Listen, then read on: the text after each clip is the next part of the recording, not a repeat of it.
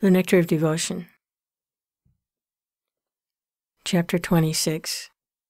Stimulation for Ecstatic Love. Some things which give stimulation to ecstatic love of Kṛṣṇa are his transcendental qualities, his uncommon activities, his smiling features, his apparel, his garlands, his flute, his buffalo horn, his leg bells, his conchshell, his footprints, his place of pastimes such as Vṛndāvana, his favorite plant tulasī, his devotee, and the periodical occasions for remembering him. One such occasion for remembrance is Ecstatic, which comes twice a month on the 11th day of the moon, both waning and waxing.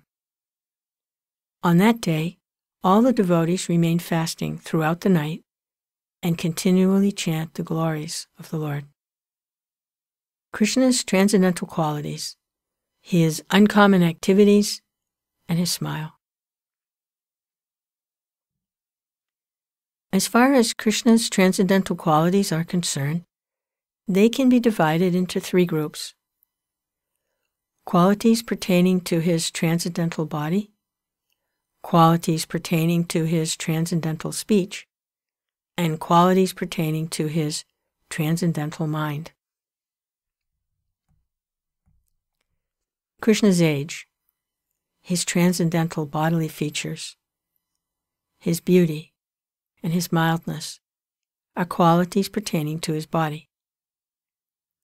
There is no difference between Kṛṣṇa and his body, and therefore the transcendental features pertaining to his body are the same as Kṛṣṇa himself. But because these qualities stimulate the devotee's ecstatic love, they have been analyzed as separate causes of that love. To be attracted by the qualities of Kṛṣṇa means to be attracted by Kṛṣṇa himself, because there is no real distinction between Kṛṣṇa and his qualities. Kṛṣṇa's name is also Kṛṣṇa. Kṛṣṇa's fame is also Kṛṣṇa. Kṛṣṇa's entourage is also Kṛṣṇa. Kṛṣṇa and everything related with Kṛṣṇa, which gives stimulation to love of Kṛṣṇa, are all Kṛṣṇa. But for our understanding, these items can be considered separately. Kṛṣṇa is the reservoir of all transcendental pleasure. Therefore, the impetuses to love of Kṛṣṇa, although seemingly different, are not actually distinct from Kṛṣṇa himself.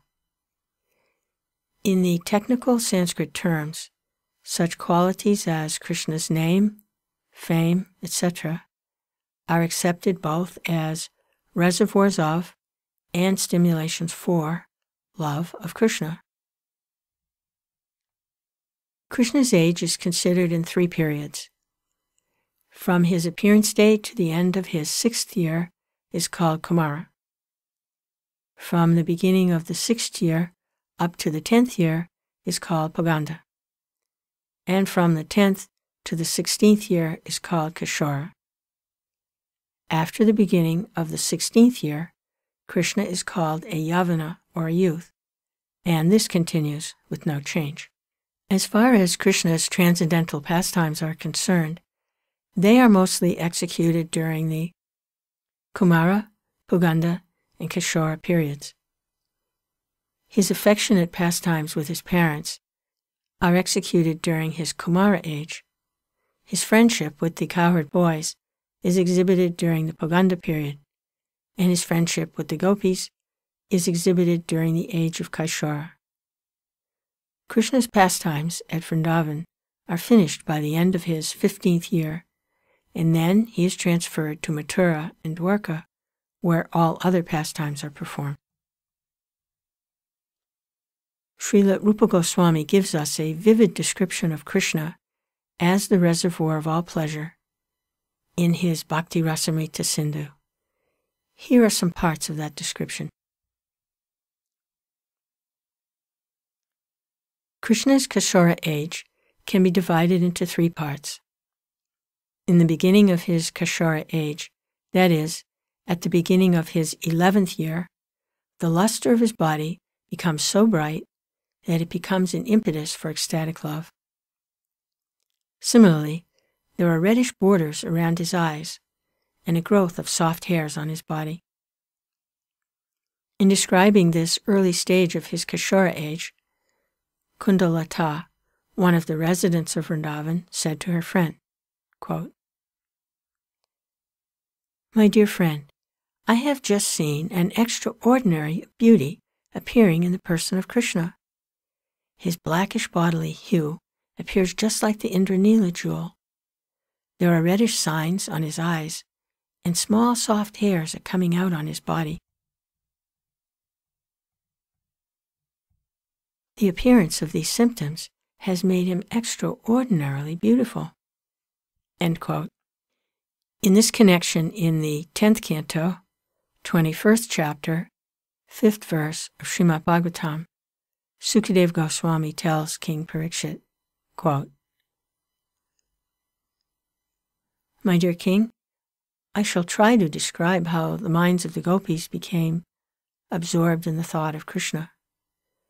The gopis would meditate on Krishna's dressing himself just like a dancing actor and entering the forest of Vṛndāvana, marking the ground with his footprints. They meditated on Krishna's having a helmet with a peacock feather and wearing earrings on his ears and yellow gold-colored garments covered with jewels and pearls. They also meditated on Krishna's blowing his flute and on all the cowherd boys singing the glories of the Lord." End quote. That is the description of the meditation which the gopis used to perform. Sometimes the gopis would think about his soft nails, moving eyebrows, and his teeth, which were catechu-colored from chewing pan. One description was given by a gopi to her friend, quote, "My dear friend, just see how the enemy of Aga has assumed such wonderful features. His brows are just like the brows of Cupid, and they are moving just as though they were dancing. The tips of his nails are so soft, it is as if they were dried bamboo leaves. His teeth are reddish, and so it appears that he has assumed a feature of anger. Under the circumstances, where is the chance for a young girl not to be attracted by such beautiful features and not to be afraid of becoming a victim to such beauty?" End quote. Krishna's attractive features are also described by Vrinda, the gopi after whom Vṛndāvana was named. She told Kṛṣṇa, quote, "My dear Madhava, your newly invented smile has so captivated the hearts of the gopis that they are simply unable to express themselves. As such, they have become bewildered and will not talk with others. All of these gopis have become so affected that it is as if they had offered 3 sprinkles of water upon their lives.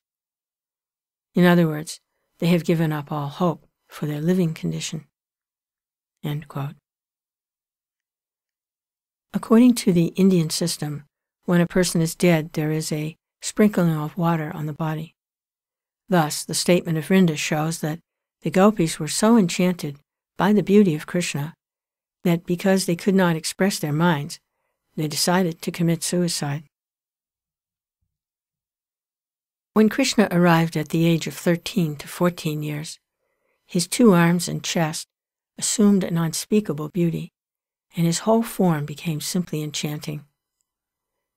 When Kṛṣṇa attained 13 years of age, his 2 arms were challenging the trunks of elephants.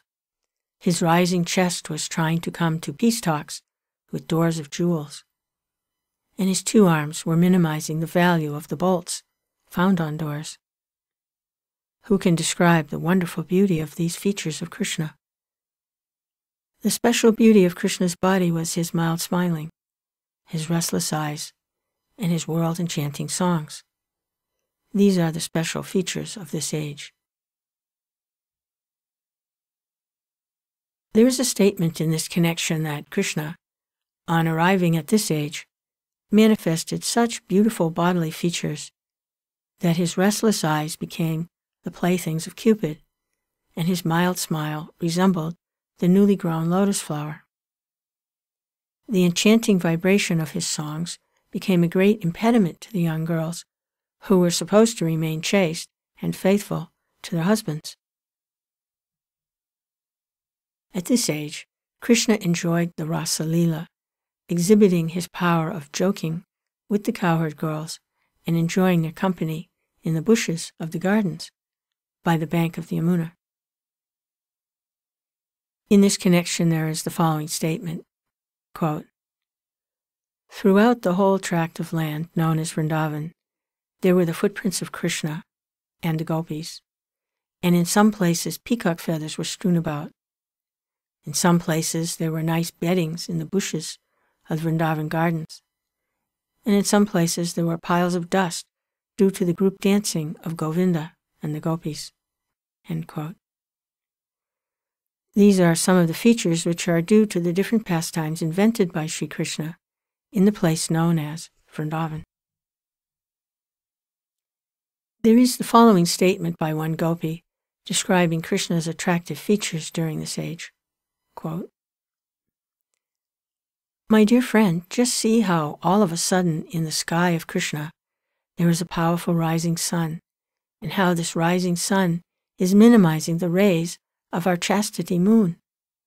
Our attraction for Kṛṣṇa is so intense that it is drying up the lotus flower of our discrimination, and we are losing our senses in deciding whether we shall continue as chaste women or be victimized by the beauty of Kṛṣṇa. My dear friend, I think we have lost all hope of life." End quote. In the Kashora age, beginning from the 11th year and continuing up to the end of the 15th year, Kṛṣṇa's arms, legs, and thighs became marked with 3 divisional lines. At that time, Kṛṣṇa's chest challenged the hill of the Marakata jewel. His arms challenged the pillars of the Indranila jewel. The 3 lines of his waist challenged the waves of the river Yamuna, and his thighs challenged beautiful bananas. One gopi said, quote, "With all these exquisite features of his body, Kṛṣṇa is too extraordinarily beautiful, and therefore I'm always thinking of him to protect me because he is the killer of all demons." End quote.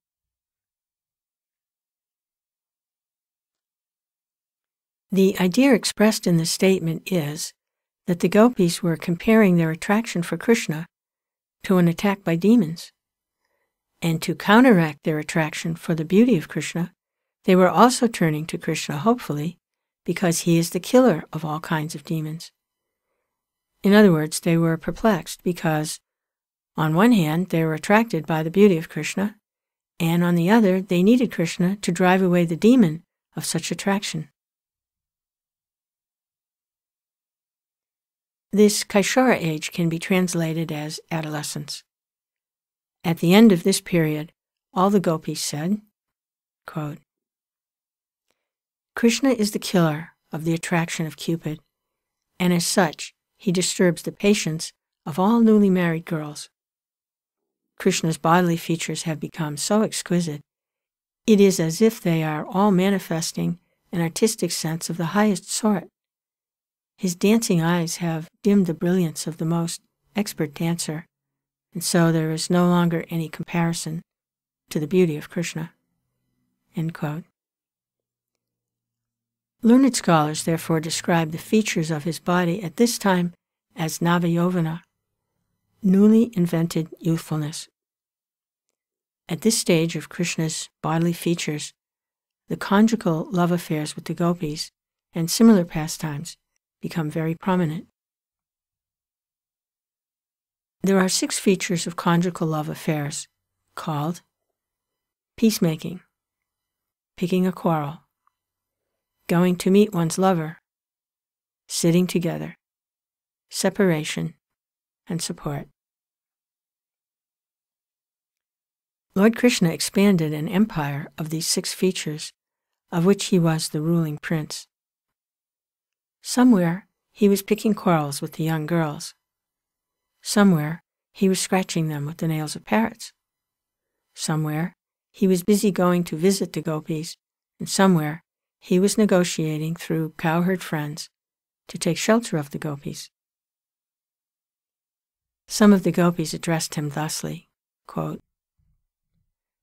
"My dear Kṛṣṇa, because of your adolescent age, you have just become the spiritual master of these young girls, and you are teaching them to whisper among themselves. You are teaching them to offer solemn prayers, as well as training them to cheat their husbands and to join you in the gardens at night, without caring for the instructions of their superiors.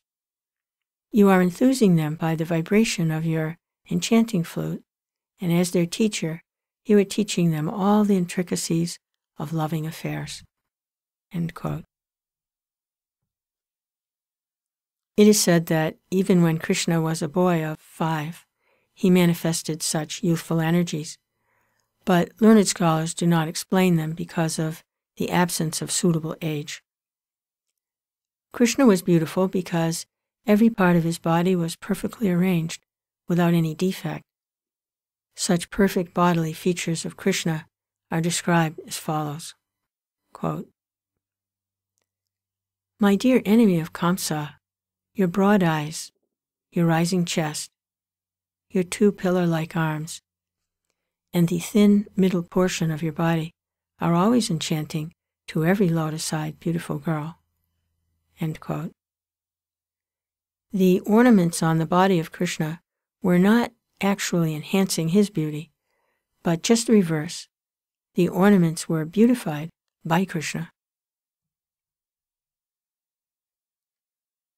A person is called mild when he cannot even bear the touch of the most soft thing.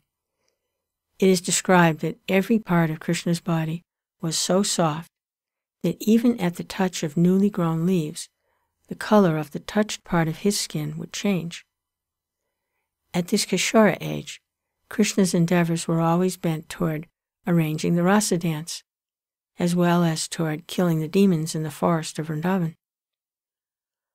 While Kṛṣṇa was engaged in enjoyment with the boys and girls within the forest of Vṛndāvana, Kamsa used to send his associates to kill him, and Kṛṣṇa would show his prowess by killing them.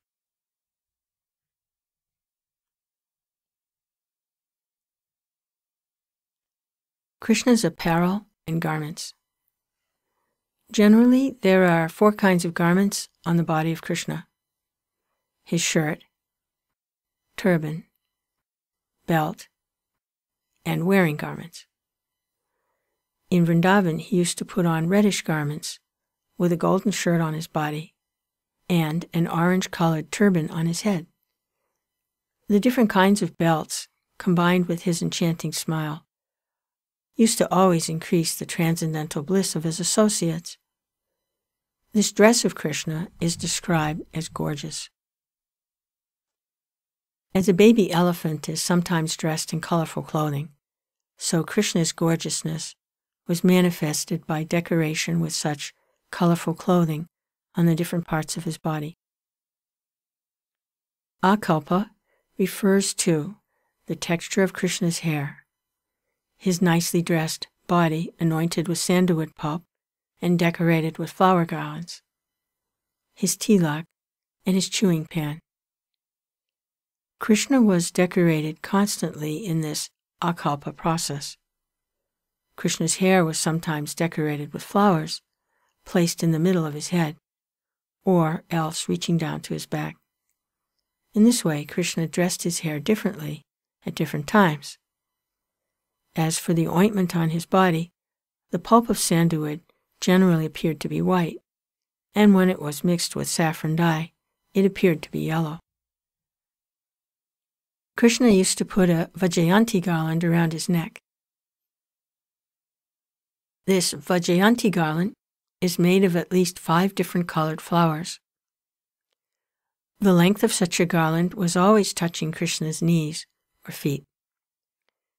Besides this garland of flowers, there were other kinds of flower garlands too, sometimes decorating his head, sometimes hanging around his neck and chest. Artistic painting with sandalwood pulp and colored sandalwood were also to be found on the body of Kṛṣṇa. One gopi addressed her friend and began to praise the bodily features of Kṛṣṇa. She praised his blackish complexion, the reddish color of chewing pan enhancing his beauty hundreds of times, the curling hair on his head, the kunkum. There's a footnote here which reads, kunkum is a sweet-flavored reddish powder which is thrown on the bodies of worshipful persons. End footnote. Red spots on his body and the tilak on his forehead.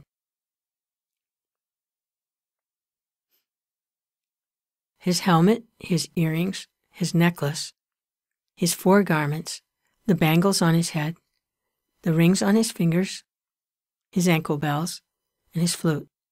These are the different features of Kṛṣṇa's ornaments.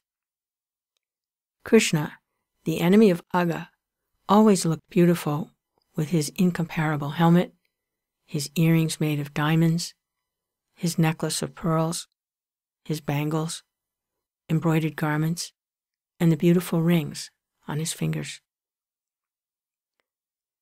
Kṛṣṇa is sometimes called Vṛndāvana.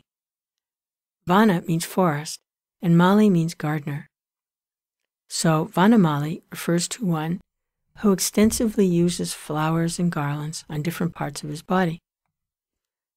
Kṛṣṇa was dressed like this not only in Vṛndāvana, but also on the battlefield of Kurukshetra. Seeing such colorful dress and the garlands of different flowers, some great sages prayed, quote, Lord Kṛṣṇa was going to the battlefield of Kurukshetra not to fight, but to grace all the devotees with his presence. End quote. Kṛṣṇa's flute. As far as his flute is concerned, it is said that the vibration of this wonderful instrument was able to break the meditation of the greatest sages, and Kṛṣṇa was thus challenging Cupid by advertising his transcendental glories all over the world. There are 3 kinds of flutes used by Kṛṣṇa. One is called Venu, one is called Murali, and the other is called Vamsi. Venu is very small, not more than 6 inches long, with 6 holes for whistling. Murali is about 18 inches long, with a hole at the end and 4 holes on the body of the flute. This kind of flute produces a very enchanting sound. The Vamsi flute is about 15 inches long, with 9 holes on its body. Kṛṣṇa used to play on these 3 flutes occasionally, when they were needed. Kṛṣṇa has a long Vamsi, which is called Mahananda or Sanmohini. When it is still longer, it is called Ekarshini. When it is even longer, it is called Anandini. The Anandini flute is very pleasing to the cowherd boys and is technically named Vamsuli. These flutes were sometimes bedecked with jewels. Sometimes they were made of marble, and sometimes of hollow bamboo. When the flute is made of jewels, it is called Sanmohini. When made of gold, it is called Akarshini.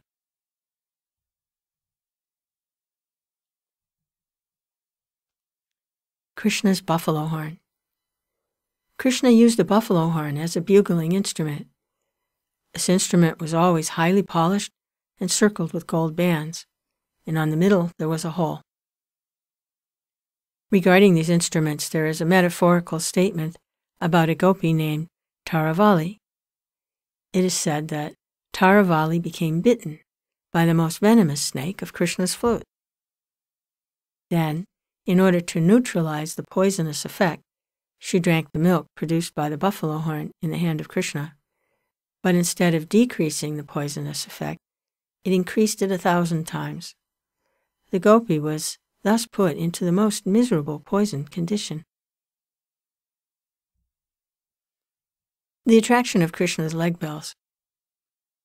A certain gopi once stated to her friend, quote, My dear friend, When I heard the sound of the leg bell of Sri Kṛṣṇa, I immediately started to go out of the house to see him.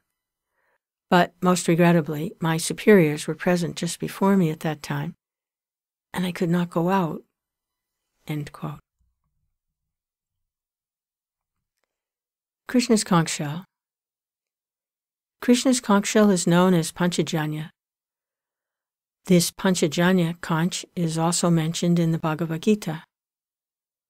Kṛṣṇa sounded it before the battle of Kurukshetra. It is said that when Lord Kṛṣṇa blows on his transcendental conchshell, the wives of the demons become subject to abortions, and the wives of the demigods become blessed with all auspiciousness.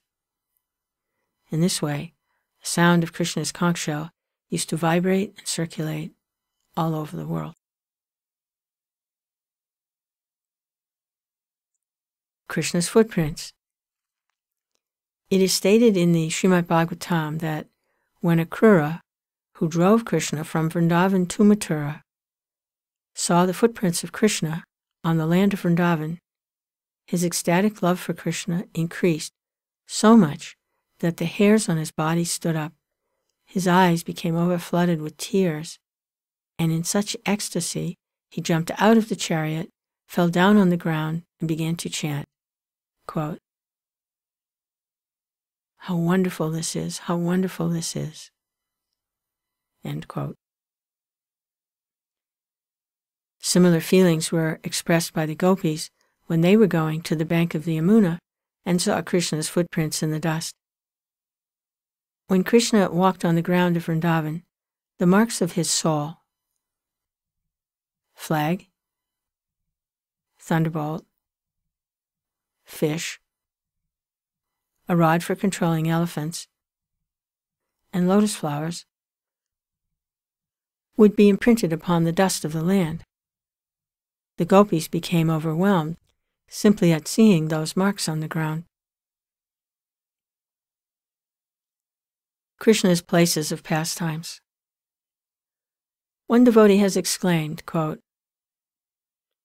"Oh, I have not as yet visited the wonderful places where the pastimes of the Lord were performed, but simply by hearing the name of Mathura, I've become overwhelmed with joy." End quote.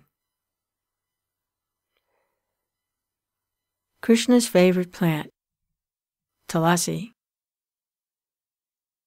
Lord Kṛṣṇa is very fond of tulasī leaves and buds. Because tulasī buds are usually offered up to the lotus feet of Kṛṣṇa, a devotee once prayed to the tulasī buds to give him some information about the lotus feet of the Lord. The devotee expected that the tulasī buds would know something about the glories of Lord Sri Kṛṣṇa's lotus feet.